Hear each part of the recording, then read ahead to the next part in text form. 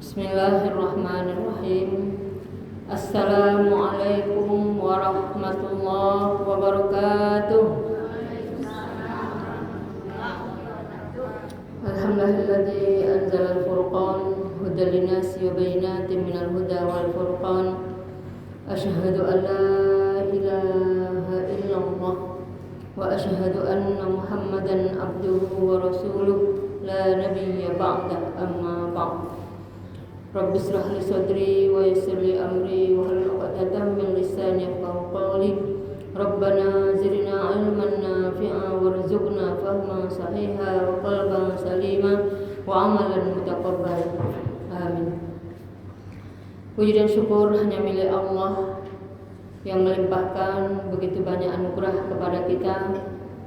Allah izinkan kita melangkahkan kaki di tengah panas yang cukup terik untuk berkumpul di rumah Allah yang mulia ini, yang indah ini, hanya dengan satu tujuan, untuk meningkatkan rasa syukur kita kepada Allah, menambah ilmu, menambah ketaatan, sehingga izin mudah-mudahan kiranya Allah memberikan kita rahmat dan hidayahnya hingga ila yaumil qiyamah. Amin ya rabbal alamin. Salawat dan salam sama-sama kita sanjungkan kepada baginda Rasulullah SAW dengan mengucapkan Allahumma sholli ala Sayyidina Muhammad wa ala ali Sayyidina Muhammad. Semoga Allah memberikan kita kemudahan menempuh jalan ketaatan sebagaimana yang ditempuh oleh orang-orang soleh sebelum kita, sehingga mendapatkan kehidupan yang baik, hisab yang mudah, dan nanti dari akhirat Allah berikan syafaat dari baginda Rasulullah SAW. Amin ya rabbal alamin. Apa kabar ibunda semuanya? Semangat. Kalau semangat maju ke depan. Kalau tidak semangat, ambon tidak jadi ceramah. Maju ke depan dulu. Isi saf yang rapi supaya nanti di foto cantik, safnya rapi, rapat. Nanti masuk TV, Bu, coba yang rapi, yang rapi, yang cantik, yang semangat. Kalau yang ngantuk biar ketahuan. Nah, bukan tak mengantuk.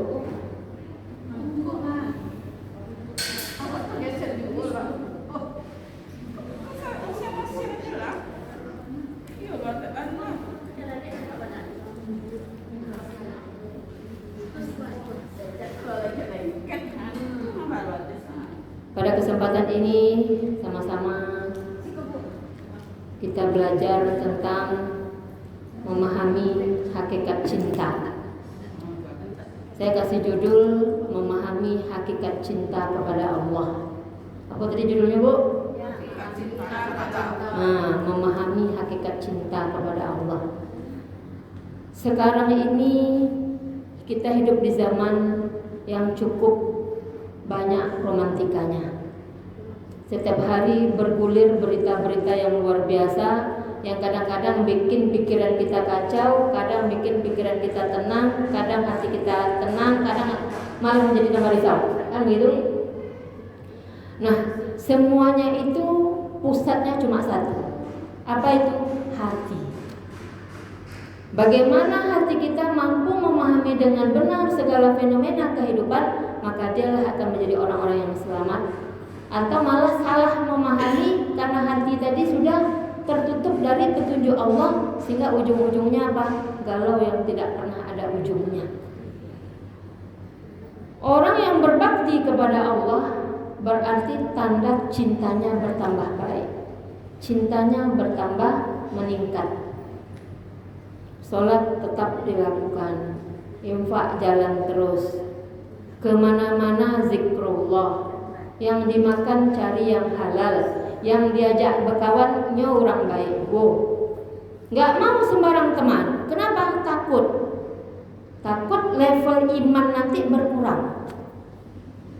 Kalau ibu biasa berteman dengan orang-orang yang maaf cakap, lidahnya tidak terjaga, pikirannya kemana-mana, sehingga muncul rasa ingin kita seperti dia, tapi yang tidak mengarah kepada kepentingan dunia akhiratnya bagus gitu. Sehingga kita akhirnya apa? Sibuk setiap hari, tapi hanya dapat lelah. Lelahnya belum tahu.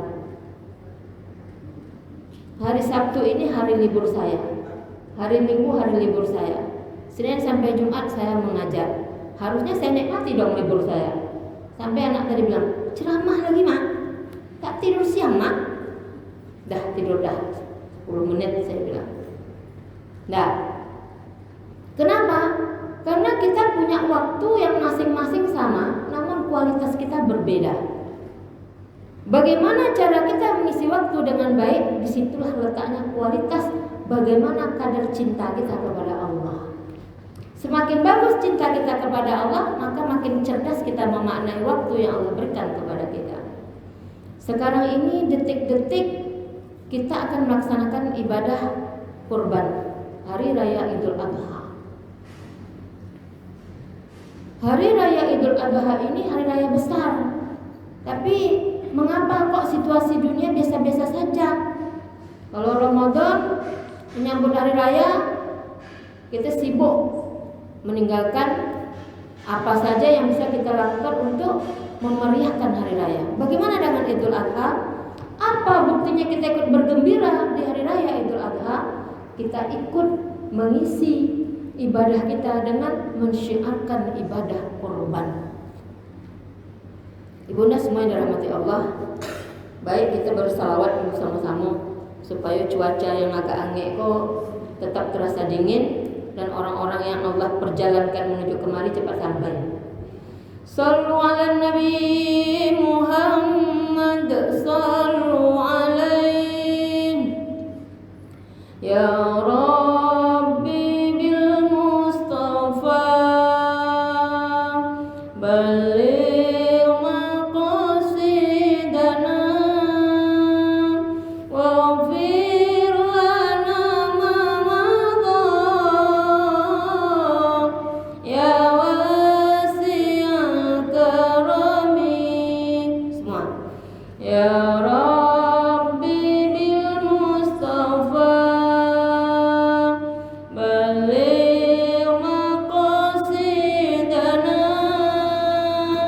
waghfir lana ma madha ya wasi'al karami. Ya Nabi salam alaika, ya Rasul salam alaika, ya Habib salam alaika, salawatullah alaika. Anta syamsun, anta badarun, anta nurun fawqa nuri, anta iksiru wa ghali, anta misbahus suduri. Kita puji baginda Rasul. Kenapa kita memujinya? Karena keberadaan kita sebagai perempuan ini eksis di permukaan bumi Allah ini karena perjuangan beliau. Bahkan seluruh lini kehidupan kita bisa tegak, bisa nyaman karena hasil perjuangan beliau. Oleh karena itu jangan pernah tinggalkan sholawat dimanapun kita berada. Apa awal kisah cinta kita? Bagaimana caranya kita memaknai hari raya Idul Adha? Adha itu artinya adalah penyembelihan. Apa yang nak disembelih? Ketika seseorang jatuh cinta, yang pertama ciri-ciri orang jatuh cinta itu apa? Melihatnya senang. Kira-kira kita bisa melihat Allah? Tidak. Tapi kita bisa merasakan keberadaan Allah. Bisa. Lewat apa? Lewat alam terbentang. Lewat alam terbentang yang kita pandang, lewat nikmat yang kita rasakan, lewat apapun yang telah kita lalui dalam kehidupan, hanya Allah tempat kita mengembalikan segala urusan. Wa ilallah turja'ul umur. kepada Allah, segala urusan kita kembalikan. Itu orang berzikir itu. Sakit yang dibaca Allah. Sehat, makan sedap yang disebutkan alhamdulillah. Musibah bertubi-tubi tak berhenti-berhenti, innalillah. Semuanya ada zikirnya. Kenapa? Karena keberadaan Allah terasa.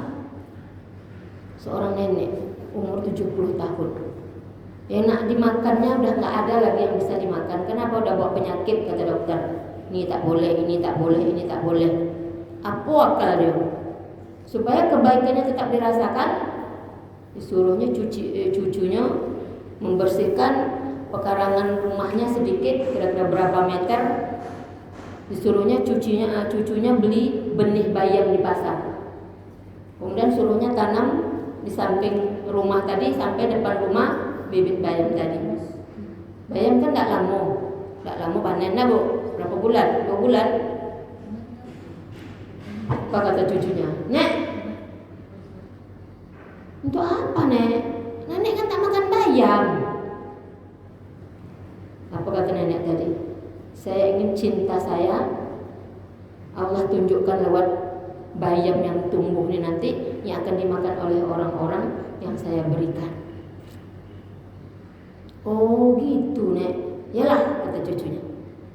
Cucunya ikut membantu menyebarkan benih, menyiramnya, memberi pupuk sehingga tiba waktunya panen.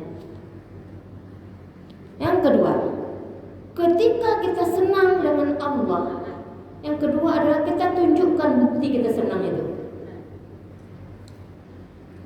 Nabi Ibrahim alaihissalam sampai saat ini kita selalu menyebut namanya. Mengapa? Karena Al-Quran juga mencetuskan bagaimana perjuangan beliau sebagai hamba Allah, sebagai Nabi Allah, sebagai ayah anak manusia, penuh pengorbanan membuktikan cintanya kepada Allah.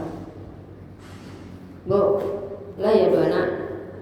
Hai, kira-kira tanda cinta kita kepada anak tadi, ada nggak di antara anak kita yang nggak boleh pergi kemana-mana, di rumah saja? Apalagi kalau musim COVID katanya dulu, nak. Dan baik kamar-kamar ada, nak. Baik kok kena COVID. Tanda cinta kita, protektif kita kepada anak kita luar biasa. Jangan pergi kemana-mana. Virus di mana-mana. Sekarang Allah cabut udah. Allah kurangi virus COVID-nya. Ada tapi nggak membuat kita takut karena nggak ada banyak lagi yang tertimpa musibah COVID.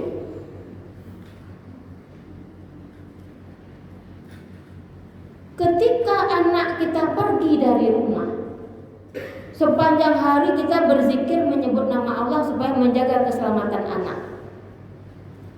Anak pulang jumpa sama awak, apa awak kisah? Alhamdulillah, lahir selamanya. Nah, sekarang kita, Allah cinta kepada kita. Kita melihat kebesaran Allah dimanapun kita berada. Terus Allah bilang, orang-orang yang tidak berangkat ibadah haji, maka dia mengganti ibadahnya itu adalah dengan menyembelih hewan kurban. Lah berkurban semuanya, Mak? Insya Allah.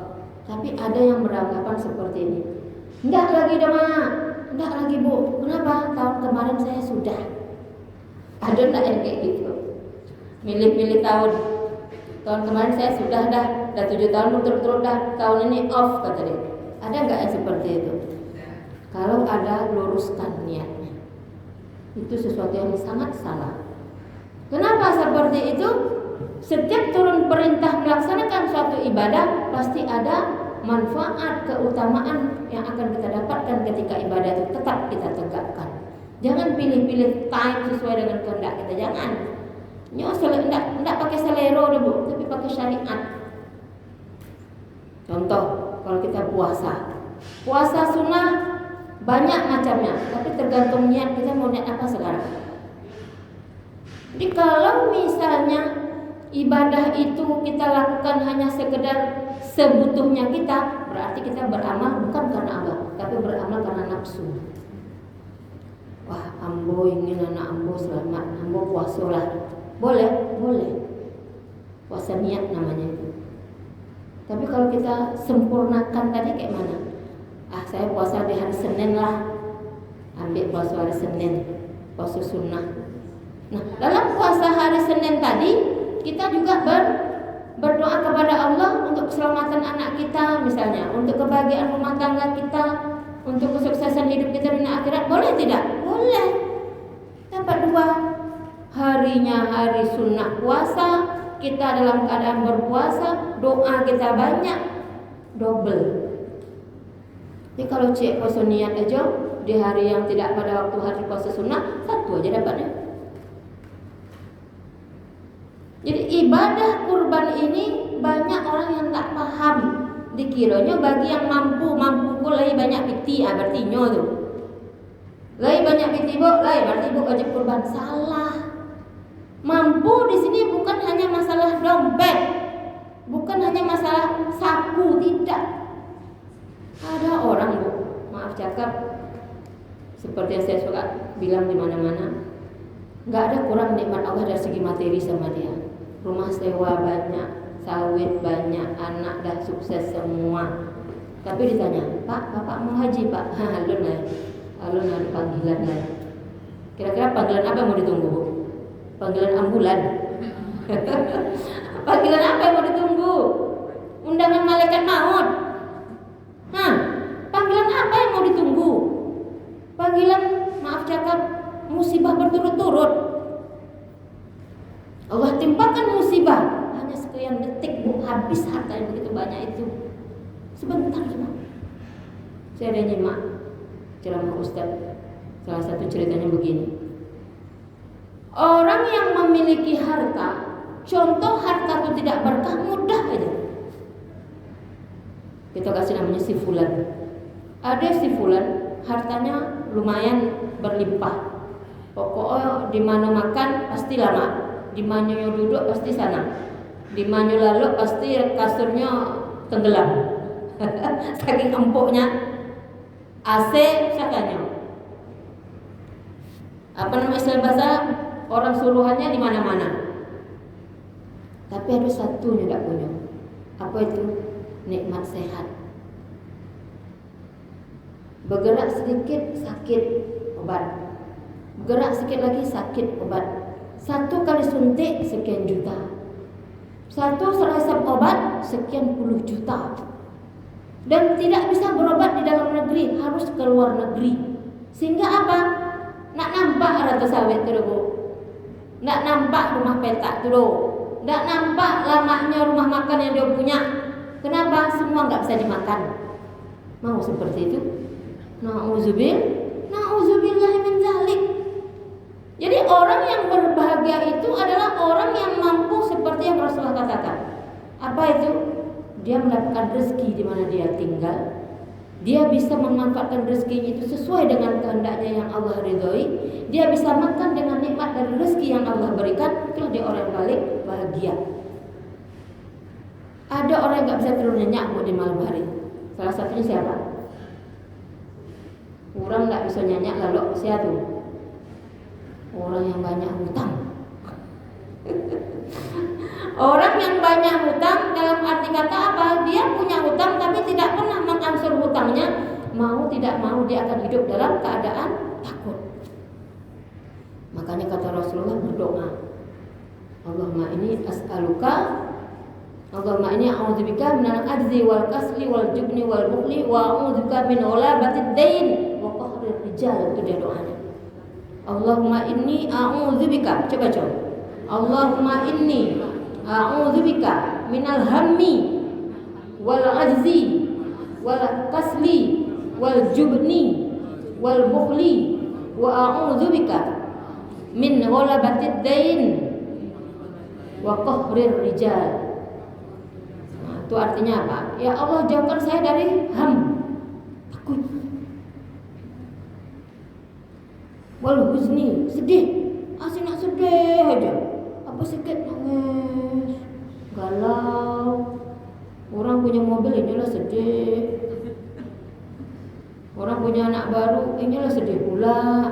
Pokoknya sedih, tak tahu ujung, tak tahu pangkal. Wal jubni, penakut Penakut dalam arti kata ada sesuatu yang harus dia lakukan, nggak berani buat, padahal itu satu kebenaran. Laki awak diusir orang di Padiase. Dia tidak mau menyelamatkan suaminya yang akan berzina dengan perempuan lain misalnya. Dahlah, yang penting dia balik ke rumah. Itu jubun penakut. Suami kita, maaf, anak kita masuk dalam grup orang-orang narkoba, nggak berani marah sama anak. Yang penting anak saya masih hidup. Aduh, na'udzubillah min dzalik. Jubun, penakut. Takut yang salah. Wal bukhli, bakhil. Bakhil yang penyakit. Orang yang bakhil itu paling susah hidupnya. Kenapa saya katakan seperti itu paling susah? Untuk makan aja dihitungnya, apalagi untuk orang lain. Saya dulu waktu masih ngajar SD di rumah saya itu saya langganan majalah Hidayah. Sekarang udah gak keren lagi karena HP udah oke semua, majalah tak laku gitu.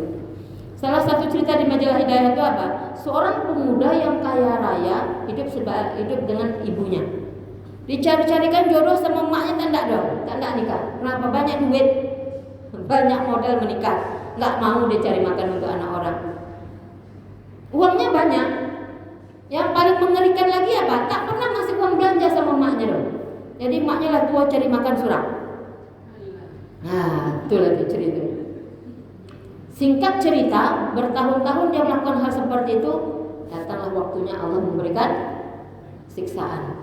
Allah kasih dia penyakit kulit, sehingga penyakit kulitnya itu sekali garuk koyak badan.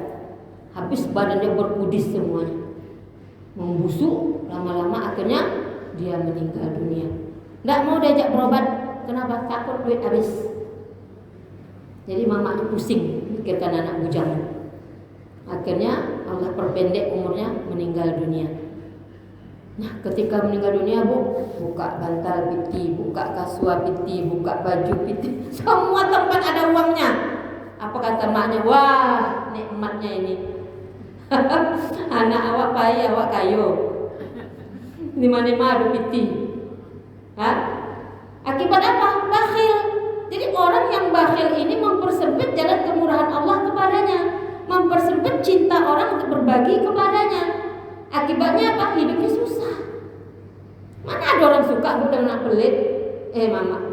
Orang tua pelit, orang tua pelit, anak pelit, gak ada yang suka. Semuanya gak ada yang suka. Makanya kata Rasulullah, minta kepada Allah itu agar Allah memberikan kepada kita tuh karim, jiwa yang pemurah. Kan sifat Allah al-karim itu. Wa idza sa'alaka ibadi anni fa inni qarib. Ketika hambaku bertanya kepadaku, ya Muhammad, jawab, katakanlah bahwa aku dekat. Qarib artinya Allah itu sangat dekat dengan kita. Orang-orang yang Allah gerakkan dengan penuh cinta untuk membuktikan bukti cintanya kepada Allah, itulah orang baik. Dan orang baik itu pasti pemurah. Tidak bisa orang baik tak pemurah, Bu. Makanya di mana-mana ada kotak infak. Pergi kita ke WC umum. Kalau nggak ada tukang jaga WC-nya, ada kotak infaknya situ. Terserah siapa yang mau ngasih, kan gitu.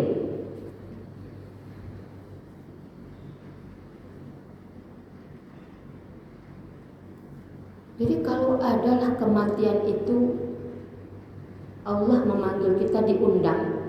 Jadi kematian itu ada dua. Kematian yang tiba-tiba, kematian yang diundang. Kematian yang diundang itu apa? Awak yang nyobai kau lah punya pirasat. Sebentar awak nyobai. Udah, berwasiatlah dia dulu. Sebagian malamnya dipenuhkan dengan zikir. Hartanya sudah dibagi-baginya kepada ahli warisnya. Ini yang akan dibedakan untuk agama. Ini untuk agama, nak, jangan kalian belanjakan. Ini untuk kalian habiskanlah. Itu orang yang diundang itu. Kau utang, bayarkan. Kau yang susah dari keluarga kita, bantu. Selesai semuanya. Nah, suatu pagi dia bilang, nak, kau piti, ini kain putih di pasar. Untuk apa tuh, mak? Belilah. Lalu balik anak dari pasar, kata, nah, nampak kain putih di rumah. Rukun mak saya. Jadi kain putih tadi untuk kain kafan dia. Itu orang soleh. Jadi bukti cinta kepada Allah, mau tidak mau, kemampuan yang Allah berikan itu minta kepada kita, ya Allah, Allahumma a'inni ala dzikrika wa syukrika wa husni ibadati. Kita merasa dekat dengan Allah tapi tidak mau membuktikan cinta kita kepada Allah. Nonsense. Anda pembohong, kata Allah. Makanya ketika Nabi Ibrahim alaihissalam ditanya sama salah seorang umatnya, wahai Nabi Ibrahim, banyak kali ternak kamu sampai 2 lembah. Ini kalau Allah suruh berkorban kayak mana? Ambil aja semua. Nah, itu jawab Nabi Ibrahim, Bu. Ambil semua lembah, ambil semua hewan kurban yang berbelas ribu ini. Ber-12 ribu hewan ternak, bahkan lebih daripada itu, ambil semuanya, kata Nabi Ibrahim, untuk Allah. Terus Nabi Ibrahim bilang, andaikan aku punya anak, akan kuserahkan juga kepada Allah. Allah catat, itu bahasa awal itu. Allah catat kece Nabi Ibrahim tadi. Hampir 86 tahun umurnya baru dapat anak. Jadi ketika anak ini lahir, yang dah ditunggu-tunggu sekian puluh tahun, cintanya itu berlebih, betul tidak? Nah, Allah uji. Apa bentuk ujiannya? Itulah dia. Ru'yah shadiqah, mimpi yang benar. Di ciri-ciri mimpi yang benar itu 3 kali berturut-turut mimpinya sama. Itu ciri-ciri mimpi yang benar. Jadi kalau ibu berturut-turut mimpi aita ganang, apalah maksudnya koyo? Nah, boleh minta firasat kepada Allah. Ya Allah, apa maksud mimpi saya? Jadi ketika Nabi Ibrahim bermimpi menyembelih anaknya, setan datang. Ibrahim, kamu udah sekian lama loh nggak punya anak. Masa mau disembelih anak kamu? Ada tuh. Nah, ragu dia, diamkan aja. Apa 3 malam berturut-turut, malam yang keempat tak yodoh. Kondak mimpi dari setan kodoh harus disampaikan kepada anaknya. Apa jawab Ismail kecil? Wahai ayahku, kalau engkau tahu mimpi itu dari Allah, maka engkau akan mendapatkan aku sebagai anak yang sabar, anak yang halim, anak yang santun. Itu kenapa, Bu? Karena Nabi Ibrahim minta anak yang soleh. Rabbi habli minas solihin. Nah, ya Allah, anugerahkan kepadaku keturunan yang soleh. Makanya anaknya jawab kayak gitu. Coba kalau jawab anaknya bukan soleh, banyak pikir-pikir, Bu. Apa tubuh ambo mudo le Pak. Enggak? Kalau anak kita belum nikah lagi dong, mama aja lah. Tante bayang saya coba anak kita kayak gitu. Tapi karena ini anak yang halim, anak yang santun, anak yang soleh, tidak. Kalau engkau yakin ayah ini dari Allah, maka engkau akan mendapatkan aku sebagai anak yang sabar. Masya Allah. Bagaimana dengan Siti Hajar? Wah, berbisik-bisik setan penuh di telinga Siti Hajar. Woi, capek lah. Itu suami kamu mau menyembelih anak kamu, cepat. Apa kata Siti Hajar? Kalau memang itu dari Allah, tidak ada masalah. Panas setannya, Bu. Jadi kalau satu keluarga ikhlas melaksanakan perintah Allah, setan nggak ada tempat lagi untuk merusak, mengoyak-ngoyak ke keimanan kita. Nggak ada celah untuk dia. Akhirnya apa? Kabur dia. Falamma aslama wa tallahu liljabin wa nadainahu ayya Ibrahim qad saddaqta ar-ru'ya inna kadzalika najzil muhsinin inna hadza lahul bala'ul mubin wa fadainahu bidhbihin 'azim wa tarakna 'alaihi fil akhirin salamun 'ala Ibrahim kadzalika najzil muhsinin. Maka ketika keduanya telah berserah diri dan Ibrahim membaringkan anaknya atas pelipisnya untuk melaksanakan perintah Allah, lalu kami panggil dia, wahai Ibrahim. Lalu dibaringkan Ismailnya, dah siap-siap mau disembelih. Allah memanggil Ibrahim. Sungguh engkau telah membenarkan mimpi itu. Sungguh demikianlah kami memberi balasan kepada orang-orang yang berbuat baik.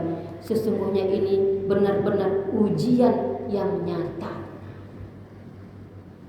Basah air mata, anak yang sangat dicintai akan disembelih. Betul tidak?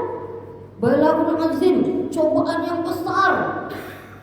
Kemarin teman saya itu saya bilang, kalau memang Allah sudah memantu, kita tak bisa ngomong lagi. Mau wisuda bu, anaknya mau wisuda. Jadi pergi berangkat sore kayak gini, berangkat ke Pekanbaru untuk menghadiri pesta temannya di Pekanbaru. Balik malam jam 3 malam, jam 4:30 dengar berita innalillah. Tinggal wisudanya di Jawa sana, kuliah. Tinggal wisuda. Itu tanda-tanda dia mau pergi, ibunya ceritanya apa? Suruh bawa bikin baju wisuda, dia nggak usah. Usah lagi mah, baju yang ada aja lah. Apa perlu nak bikin seragam? Papa mama tak usah. Baju mama yang biasa aja mama pakai. Semuanya tak usah. Itu berarti anak itu sudah punya firasat. Jadi Nabi Ibrahim juga sama, manusia nangis dalam kepasrahan, menyerahkan cintanya kepada Allah dan mengorbankan anaknya juga. Nah, apa jawab Allah? Sungguh demikianlah kami memberi balasan kepada orang-orang berbuat baik. Sesungguhnya ini benar-benar suatu ujian yang nyata dan kami tebus. Nah, anak itu dengan seekor sembelihan yang besar. Kita mendapatkan perintah berkorban itu luar biasa untuk kita. Saya berdoa kepada Allah, Allahumma a'inni, ya Allah bantu ya Allah. Kalau dah tiba perintah Engkau, cukupkan semua yang kurang, cukupkan. Jadi untuk ibadah itu niatnya cukupkan ya Allah, cukupkan. Jadi saya berniat pada diri saya setiap saya ngisi wirid seperti ini. Niat saya motivasi ibu-ibu dan diri saya sendiri. Makin banyak awak mengajak, makin banyak diri kita diajak. Besok kita sembelih hewan kurban kita, langsung buka lagi tabungan untuk kurban tahun berikutnya. Buka lagi tabungan kurbannya. Langsung, Bu, yuk kita buka lagi tabungan kurban untuk tahun depan. Bayangkan. Kenapa? Karena setan tuh, Bu, tak tidur loh, dia tak pernah tidur. Yang tidur itu kita. Buka tabungan haji, buka tabungan umrah, buka tabungan akhirat. Dunia masuk, Bu, dunia masuk. Ketika tabungan akhirat kita buka, dunia tidak akan tertinggal, dia akan ikut juga. Tengok, ibu menabung untuk menyekolahkan anak. Saya mau tanya, gara-gara menyekolahkan anak, ada nggak orang tua yang tidurnya tak beratap? Ada nggak orang tua yang sampai rumahnya punya atap doang? Ada? Enggak juga. Bapak saya 6 anaknya, 3 dokter, 2 guru, 1 kantor, pegawai kantor. Artinya apa? Sekolah semua anak, rumah beratap juga, kendaraan juga ada. Ada juga tabungan hari tua, haji juga udah. Artinya apa? Allah sudah mengatakan, siapa yang menginfakkan wa ma anfaqtum min nafaqatin fala yukhlifu. Tidak akan pernah sia-sia, akan diganti kata Allah. Jadi ibadah kurban ini ibadah yang mendekatkan diri kepada Allah. Allah mengatakan kita dekat, aku hapuskan dosa-dosa yang berkorban sebanyak bulu binatang yang disembelih. Itu satu manfaat berkorban. Yang kedua, hewan kurban ini akan menjadi kendaraan menuju surganya Allah, insya Allah. Itu motivasi dulu untuk awak. Awak kini kok kemana-mana, kalau naik mobil yang mbak kata orang harganya 1 miliar tuh, lai terasa jalan berbang. Tak terasa Bu.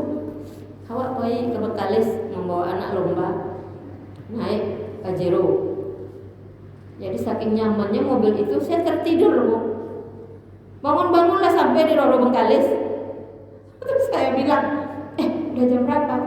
Ternyata cuma 35 menit naik Pajero lah sampai ke Bengkalis, tinggal nyebrang. Masya Allah. Apa kata hati saya? Mudah-mudahan bisa Allah kasih rezeki Pajero supaya cepat saya kemana-mana berdakwah. Dulu waktu masih di Perawang, saking senangnya saya melihat masjid di tengah air, di pinggir air, saya bilang begini, ya Allah, kapan saya bisa berdakwah ke seberang sana? Saya bilang, Kenapa? Karena saya naik Honda baru pandai. Tak mungkin saya sampai ke sana udah nyebrang. Entah jarak berapa bulan dapat telepon. Ustazah, ya izin kami nak undang Ustazah ke seberang, kata dia. Ke seberang, saya bilang. Iya, mau saya bilang. Padahal tapi kalau nak udah saya tak berani, takut. Enggak, kami jemput. Masya Allah. Apa kata almarhum bapak saya? Udah abah doakan. Kata bapak saya, sudah abah doakan. Besok kau akan dijemput orang dari mobil ke mobil untuk berdakwah. Masya Allah, saya bilang. Nangis saya. Waktu saya bikin buku kecil tentang mutiara wudhu. Saya cetak berapa ratus. Setiap saya wirid saya kasih bonus berapa orang yang bisa jawab pertanyaan. Apa kata jamaah? Kami ni Bali bu, lah ya 2 bukunya. Nah, coba. Awak pancing berinfak. Nah, saya bikin buku, saya infak 2 buku. Akhirnya karena banyak yang beli, bukunya cepat habis. Selesai, infak diganti Allah berpuluh kali lipat lagi. Kita lanjutkan. Dan kami abadikan untuk Ibrahim ujian di kalangan orang-orang yang datang kemudian. Selamat sejahtera bagi Ibrahim. Demikianlah kami memberi balasan kepada orang-orang berbuat baik. Sungguh dia termasuk hamba-hamba kami yang beriman. Bumi Allah ini hanya diwariskan kepada orang-orang soleh. Orang yang tidak baik otomatis hangus. Otomatis dia akan tinggal nama yang jelek. Maka oleh karena itu, mari kita sama-sama merasakan bahagia menjadi orang soleh. Bu, apa iya waktu soleh bu? Harus optimis, minta sama Allah. Ya Allah, Allahumma inni ala dzikrika wa husni ibadatik. Tambahkan kami untuk kemampuan membaguskan amal ibadah kami. Muka bisa semakin tua, tangan bisa semakin lemah, kaki mungkin tidak bisa melangkah lagi ke masjid yang tinggi ini. Saya tadi agak grogi. Bisa dah saya naik tangga ni. Dah lama saya tak naik tangga bu. Dah lama saya enggak naik tangga menuju ke masjid atau ke mana-mana gedung. Takut karena saya pernah terpeleset dan segala macam. Tapi dengan izin Allah dah agak kuat. Bismillah. Pegang-pegang latihan tu. Waktu di Mekah aja orang heran, masih muda tapi dah loyo. Iya, itu tadi. Kenapa kita tidak tahu kapan kesehatan kita akan diambil oleh Allah. Oleh karena itu, setiap datang waktunya kerjakan. Oh, sekarang musim haji, apa yang dilakukan? Apa yang biasa disyariatkan? Oh, nanti ada puasa. Puasa Zulhijjah, puasa Arafah. Lakukan, ambil sunnahnya yang banyak. Infak jalan, sholat malam jalan. Apa yang mau ditunggu? Kerja jalan. Jangan gara-gara beribadah malam pagi lalu sampai jam tengah hari. Mak, apa nak masak mak? Ya, mak tadi malam dah lalu malam berzikir. Masaklah surang.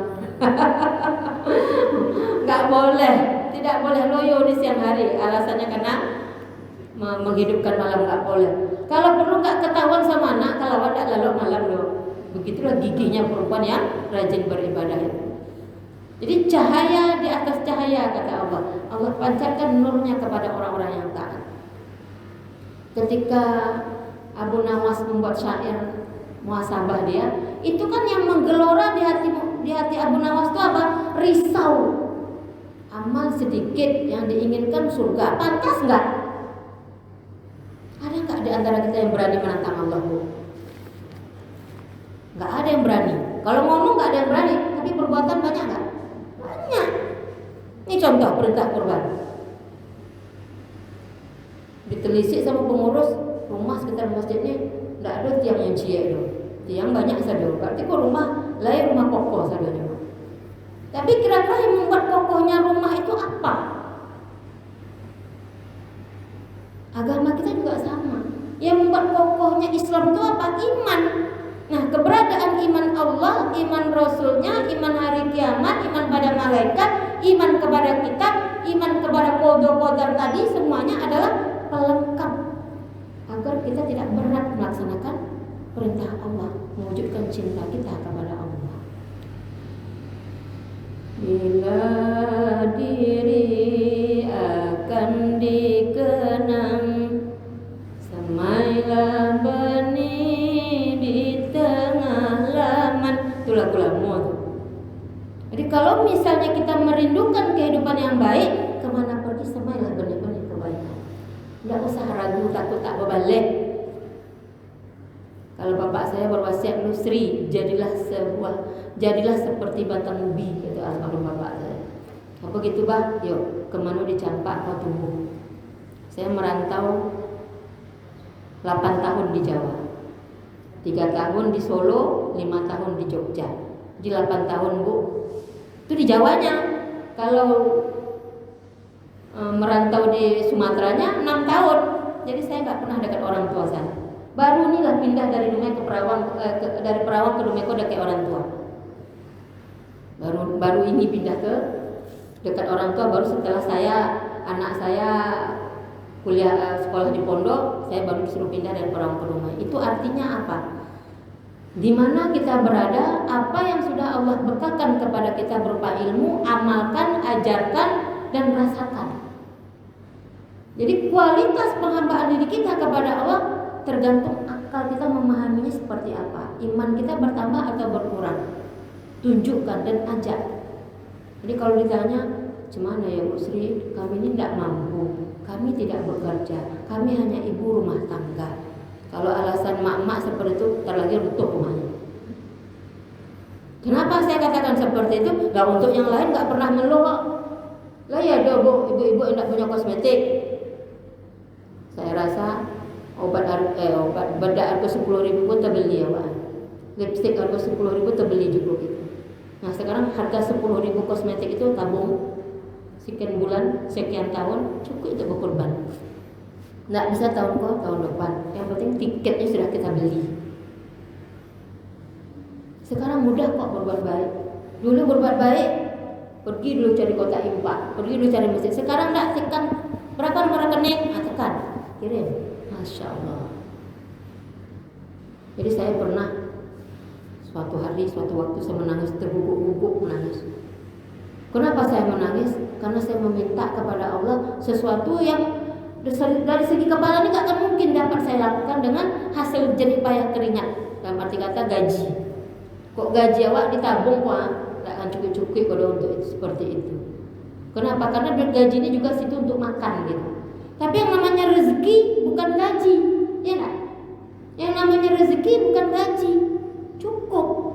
Ini ada kata Allah, nah cek, aku sempurnakan kata Allah. Sampai. Ini 2 kali ke Mekah tidak ada bayar. Ini saya minta doa ibunda semuanya. Saya program mau nabung untuk haji. Haji plus. Kalau haji biasa Allah nabung lah. Lah mendaftar lah dapat kursi. Cuma saya dengar 2030. Amu tuh bang, saya bilang sama suami saya. Yuk kita ekspres yuk, saya bilang. Jadi semalam saya berdoa kepada Allah. Tadi pagi sholat sunat isyraq di masjid, saya berdoa, ya Allah tunjukkan caranya. Bagaimana caranya saya membuka tabungan dengan rezeki yang Engkau berikan sekarang, mempercepat langkah menuju Baitullah dan mengatakan ibadah haji, bukan ibadah umroh. Umroh udah. Sekarang saya ngajak orang umroh lagi Bu. Jadi kalau ada ibu-ibu yang kepingin umroh, daftar sama saya, yuk kita berangkat sama-sama tiba waktunya nanti. Kenapa? Karena pergi dengan membawa ilmu itu lebih sedap daripada pergi cuma membawa harta. Betul tidak? Saya jumpa saya orang sampai ke tanah suci, pergi mungkin cuma bawa harta, nggak bawa ilmu. Berwuduk pun tak pandai, baca Quran pun tak pandai, nyetak kaluk ini masih aja. Nggak pandai baca Quran, nggak pandai. Ya mungkin tidurnya ibadah karena pada masjid nggak apa-apa daripada di kafe ya kan. Cuma sayang gitu, kurang gitu. Kita kalau dapat duduk itu baca Quran, banyak-banyak baca Quran. Ya, kenapa? Ini obat jantung kita. Ini obat jantung. Supaya jantung kita nggak mudah stop mendadak dalam arti kata tanpa zikrullah gitu. Dah, terlalu biasa. Dah, itu saja. Kalau ada pertanyaan silakan. Jadi kesimpulannya, ibadah kurban itu merupakan bukti cinta kita kepada Allah, dan itu hanya bisa dilaksanakan oleh orang yang ingin dekat kepada Allah. Yang kedua, dalam setiap kita menyebutkan rasa cinta, maka kita beribadah itu terasa ringan. Apapun yang kita lakukan terasa ringan. Kenapa? Cinta adalah fondasi yang paling tinggi. Nabi Ibrahim alaihissalam mendapat gelar Khalilullah, kekasih Allah. Rasulullah mendapat gelar macam-macam. Rasulullah mendapat gelar. Kenapa? Karena tingginya kedudukan. Jadi kalau misalnya Allah memberikan derajat yang tinggi kepada kita, maka derajat yang paling tinggi itu adalah muttaqin, kelompok orang-orang yang bertakwa. Jadi hari demi hari hidup kita ini kita minta kepada Allah, ya Allah izinkan hamba termasuk orang-orang yang bertakwa. Itu kita doa terus. Itu yang kita baca terus. Masukkan infak, ya Allah jadikanlah anak keturunan hamba anak keturunan menjadikan sholat. Jumpa dengan teman, menjenguk teman sakit, ya Allah ampunkan dosanya dan dosa saya. Masuk terus doa kita. Sehingga apa? Kebaikan itu akan kita rasakan masuk ke dalam diri kita seperti darah mengalir. Orang lain pun terasa juga ketika dekat dengan kita, terasa berbagi juga kebaikan yang Allah pancarkan lewat kita kepada dia, dan dia pun memberikan kebaikan pula kepada kita. Itu yang namanya apa? Ukhuwah. Jadi itu aja, mudah-mudahan yang sedikit ini bermanfaat. Mari kita berdoa. Ya, silakan. Boleh.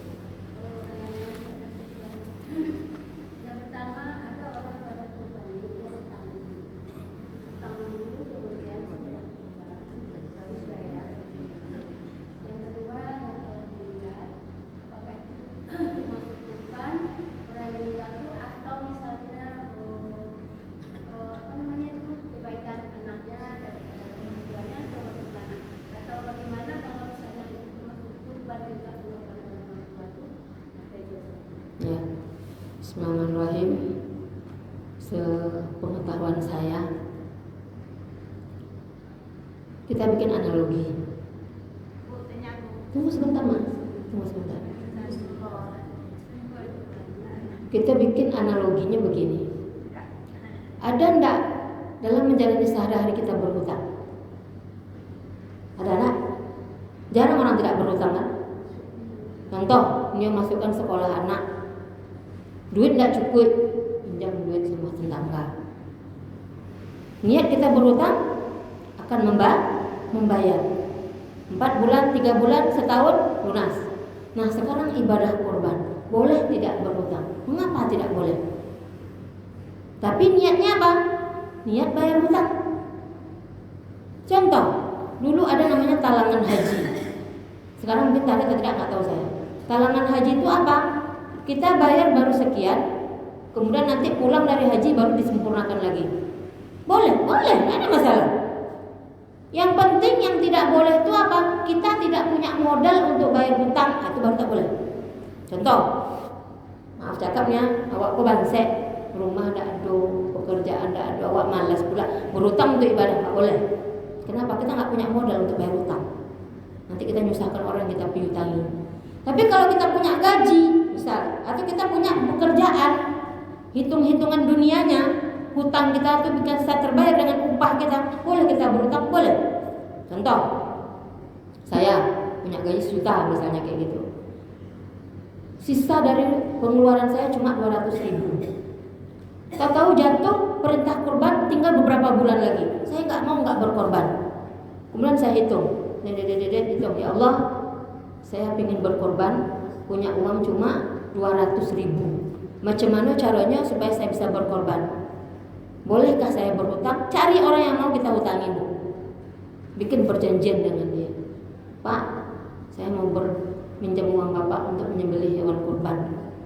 Kemarin saya sudah diskusi dengan suami saya di rumah. Boleh Bang, boleh. Kenapa tidak? Untuk yang lain mau berhutang, kenapa untuk agama Allah tidak? Kredit Honda 20 juta. 20 juta 3 tahun sanggup kita ulang. Ini cuma 2.700.000. Berapa bulan cuma habis waktu untuk bayar? Sebentar ya Bu. Tapi niat. Satu, yang kedua ada modal untuk kita lakukan menjadi penjamin kita untuk membayar, silakan. Tapi kalau tidak ada tak usah. Kalau cuma utang-utang kosong aja tak boleh. Ya, kalau cuma utang-utang kosong tak boleh. Tapi utang yang jelas bisa dibayar karena kita punya sesuatu pemasukan, silakan. Sehingga kita tidak memberatkan orang yang mengutang kita. Yang kedua, tentang korban. Bagaimana dengan orang yang sudah meninggal? Apakah boleh kita berkorban dengan nama dia? Sangat bagus. Sangat bagus. Tapi yang paling wajib yang hidup. Misalnya saya, anak, sebagai anak saya berkorban, kemudian saya mengorbankan orang tua saya. Boleh, 2 dapat. Bapak saya senang, saya senang. Kenapa begitu? Sebagai bukti cinta kita kepada orang tua tadi, harta yang kita miliki ini sebagian harta orang tua kita infakkan pada waktu yang harus kita keluarkan. Jadi kalau dikatakan kebaikan anak pasti mengalir kepada orang tua, betul. Kalau memang anak tadi anak yang soleh, tapi niat khusus tadi beda, Bu. Contoh, saya udah berangkat haji misalnya. Ya Allah, kalau ada rezeki lagi besok saya akan hajikan orang tua saya sudah meninggal. Boleh. Ibarat kata dia punya niat tak tersampaikan karena dia meninggal, kan gitu. Kita sampaikan sebagai seorang anak, bagus. Apalagi kalau kurban, Bu, wah senang kali bapak kita mak gitu. Karena fadilah kurban itu luar biasa, menghapuskan dosa. Jelas termasuk kubur kemarin mungkin ibarat kata pasti dosanya Allah lah yang tahu, kan gitu. Nah, kita tempur dosanya itu dengan kebaikan sebagai seorang anak tadi. Insya Allah berkah. Cukup. Dah? Ayo mak. Kalau puasa haji ini berapa bagus dikerjakan? Puasa bulan Dzulhijjah. Ya, bulan haji ini. Ya. Berapa hari bagus dikerjakan? Ada yang melakukan dari puasa dari 1 sampai 9, kan begitu. Kalau itu rasanya memberatkan, kita ambil 8, 9 saja. 8 puasa Tarawih, 9 puasa Arafah. Ambil 2 hari saja. Kalau ibunda sanggup silahkan dari tanggal 1. Tapi yang paling disunahkan Nabi Rasulullah itu 2 hari, Tarawih dengan Arafah. Bahkan Tarawih pun orang banyak tak buat, Arafah aja yang dibuat orang, terserah. Yang namanya sunnah itu tak boleh kita kata orang penting-pentingkan sampai akhirnya nanti kita nggak sanggup tegak lagi berdiri, nggak boleh. Ambil puasa Arafah itu jangan tak buat. Ibarat kata sakit pun ya Allah berikan kekuatan supaya bisa puasa. Tapi untuk puasa dari tanggal 1 sampai tanggal 7 tak buat tak apa-apa, dibuat silahkan. Satu lagi Bu, puasanya berapa hari Bu? Ya itu mak, kalau mak mau puasa dari tanggal 1 sampai tanggal 9 silahkan lah. Tapi kalau bukan 2 hari, 1, 2, 3, 4 silahkan. Tapi yang paling sunnah betul yang Nabi apakan ada 8 Zulhijjah dan 9 Zulhijjah, 2 hari. Nah, kalau tidak sanggup hari Arafah saja, 9 Zulhijjah 1 hari saja. Kalau sanggup bayar 10 ya Bu? Nah, enggak 10 udah 9. Nah, 10 lari raya orang. Dah, kita berdoa ya, Bu. Astaghfirullahaladzim alladzi la ilaha illa huwal hayyul qayyum wa atubu ilaih. Ila hadratin Nabil Mustafa Muhammad Rasulullah sallallahu alaihi wasallam wa syuhada wa ta'ala mursalin khususan di hadhihi niyah Haji Abdurrahman bin Nazaruddin Ruhi ahli jamaah wa ruhi jami'il mu'minin wal muslimin Allahumma salli warahmatullahi Al-Fatihah. A'udzu billahi minasyaitonir rajim. Bismillahirrahmanirrahim. Alhamdulillahi rabbil alamin arrahmanir rahim maliki yaumiddin. Iyyaka na'budu wa iyyaka nasta'in. Ihdinas siratal mustaqim. Siratal ladzina an'amta 'alaihim ghairil maghdubi 'alaihim waladdallin. A'udzu billahi minasyaitonir rajim. Bismillahirrahmanirrahim. Alhamdulillahi rabbil alamin hamdan yuwafi ni'amahu wa yukafi mazidah. Ya Rabbana lakal hamdu kama yanbaghi li jalalikal karim wa 'azimi sultanik.